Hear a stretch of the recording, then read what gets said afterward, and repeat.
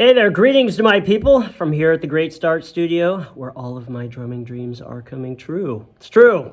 So this is where I'm shooting a video of the entire instructional series here in the studio, the 13 volumes of the London's Great Start Drum Set series. It's printed and the Kindle versions are available on Amazon as well as on my website, which is London's Great Start Drum Set. You can go there and check it all out. All my new videos from the studio will be available on that website for online lessons. Today I'm going to be talking about revealing some of my original drum heroes, what I call the Artistic Influence series. Drummers that I can actually see some of their playing in mine, that they've influenced me to that level. Drummers who truly changed my playing for the better, all the way through. There's some influence there in my actual hands and feet when I play. If in the studio, if I made posters of all the tribute, as a tribute to all the people, it'd just be every inch of every wall would be covered. It's just that these are the ones that have really, really influenced me in some foundational sort of way. So I made these posters as a tribute and a reminder of these great players. They're in my office. I'll be showing you. There's just too many to cover them all, but a handful that have really actually, I can see in my playing. There's so many great players who have inspired me in my drumming, but these are the select ones that have some way become a part of my style, my diversity, my teaching, my writing, and helped me develop my unique voice, which is a hard thing to find. You have to really listen inside. So anyway, enjoy the whole Artistic Influence series, and I'll be running them down, and I'll see you at the end.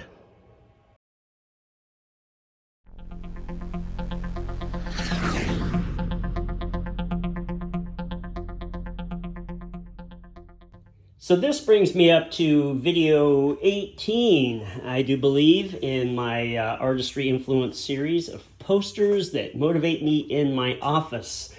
And that is Marco Minnemann. Marco Minnemann hit me when I saw the Extreme Drumming videos, the book, and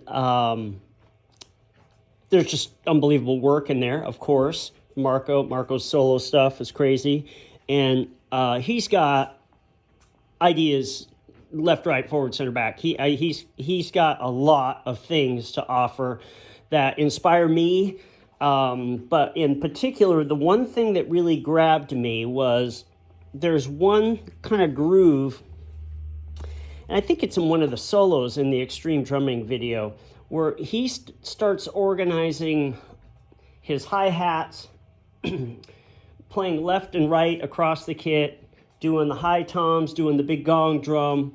And once again, just like when Simon Phillips's videos hit me with the octobans and the gong drum and all the melody and the organization of all these notes, it just grabbed me and I went, that's that thing, again, that appeals to me, that has all this motion in the kit and frequency from high to low. And it's so interesting when things are organized. They're so obviously composed, these parts, and he's killing on it and he's playing it. I had that video playing I owned a drum shop for about 5 years and was a DW dealer.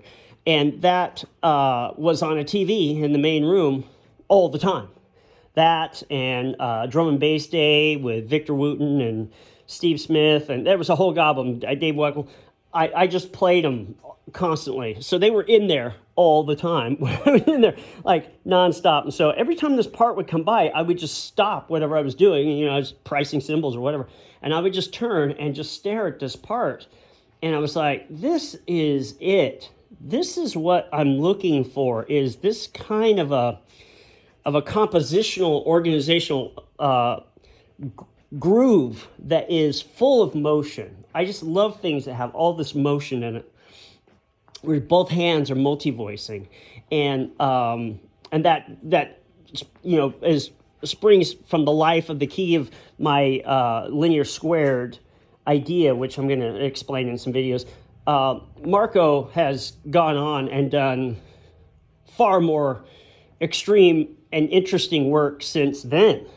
And his work with the Aristocrats, Govan, all that work is so at times crazy and inspiring and groovy and soloing.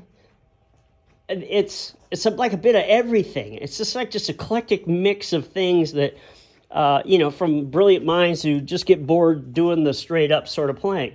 And all of that traditional kind of playing is being done. And so thank goodness that there are people who really blaze a trail into whatever they want to do, right?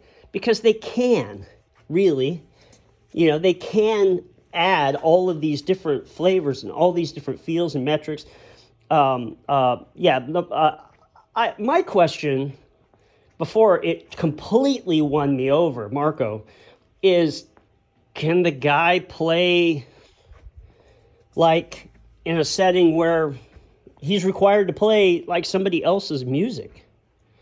And so when I heard that he was on the Joe Satriani tour, and it was coming through town here, I was like, I'm going to that. I'm going that because I want to see Marco in a setting where Joe's music is very clear about what he's trying to achieve. It always has been. And so the drummers have stepped into a certain sort of role that isn't unusual, really. It isn't number crunching. It's instrumental. It's very, very good, on the musicianship side of it. It's just that as a drummer who gets hired on a tour, it makes you wonder, how deep are his pockets when it has to be for somebody else's music.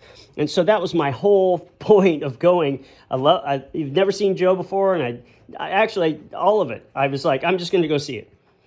And so when I went, I was just basically staring, at Marco and his choices, and I know all these songs, and I was like, wow, this is a brilliant, brilliant example of somebody who can play crazy number systems, right? They're jaw-dropping, the 3s, 5s, 7, 9s, and all that stuff that he can do at the same time.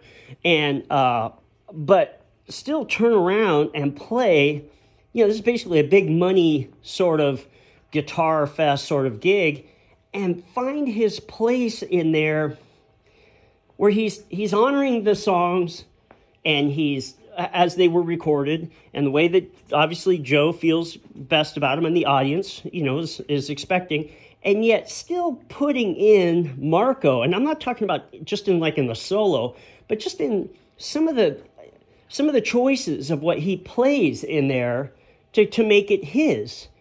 It did not just distract from Joe's artistry at all to have Marco in there. I was like, oh, this guy gets it. He totally gets how to do this kind of work. And I was like, wow, that's a different kind of animal right there, right? And so I was won over by his technical prowess. This won me over in his musical prowess all the way around. And so always excited to see what Marco does. He obviously was on the auditions for the Dream Theater auditions, the famous auditions that had Donati and him and Mangini and a bunch of guys. And they just made this huge publicity thing out of it when Mike Portnoy was leaving.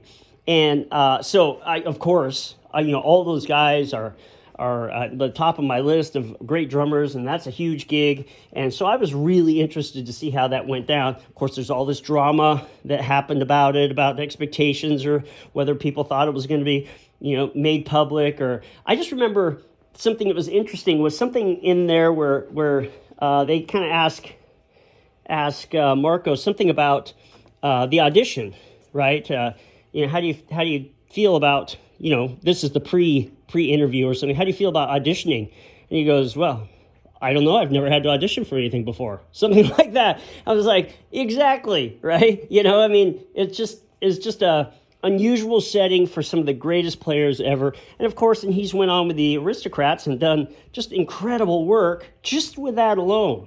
There's so much there to say. Of course, when you're in that environment, people who can really, really play, then there's a synergy of all these ideas. Marco's found his place. He's found his place in a whole bunch of different ways, and I really look forward to anything that he does. The thing that really I was the most attached to was this idea that was in that extreme drumming video.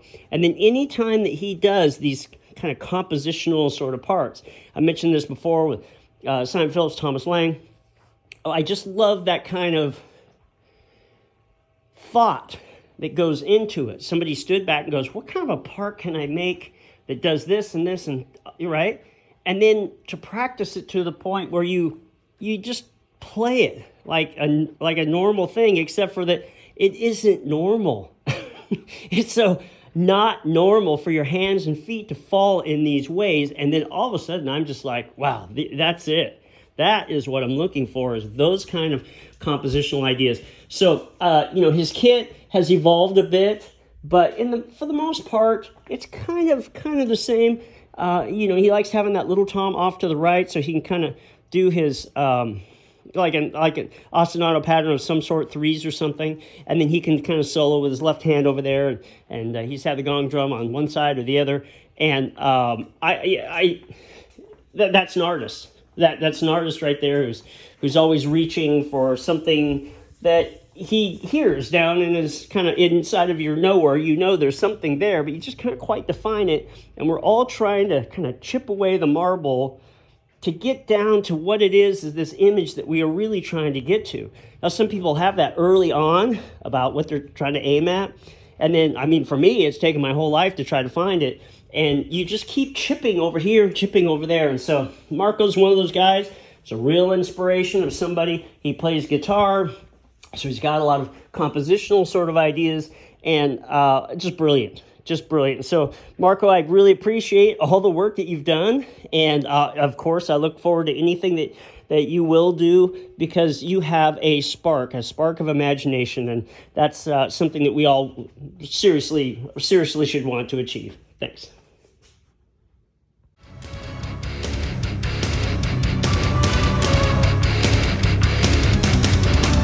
If there